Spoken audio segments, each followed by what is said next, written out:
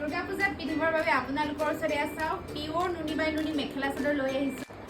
এয়া চাওক কিমান ধুনীয়া মেখেলা চাদৰ আৰু এইযোৰ মেখেলা চাদৰ হৈছে পিয়ৰ নুনি বাই নুনি বোৱা আৰু সম্পূৰ্ণ পিয়ৰ হয়, গতিকে এইযোৰ কাপোৰ চিল্ক মাৰ্ক থাকিব। এয়া চাওক হালধীয়া আৰু ৰঙা বুটাৰ কাম কৰা আছে, যথেষ্ট সুন্দৰ এটা আহল বহল যোৰা। বিশেষকৈ দুৰ্গা পূজাত পিন্ধিলে বহুত বেছি ধুনীয়া লাগিব।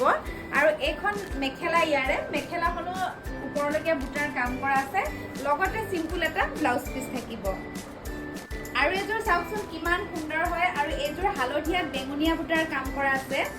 চাদৰখন চাওক কিমান ধুনীয়া আৰু ফিক্স বৰ্ডাৰ কাম কৰা, আৰু লগতে এইখন আছে ইয়াৰে মেখেলা।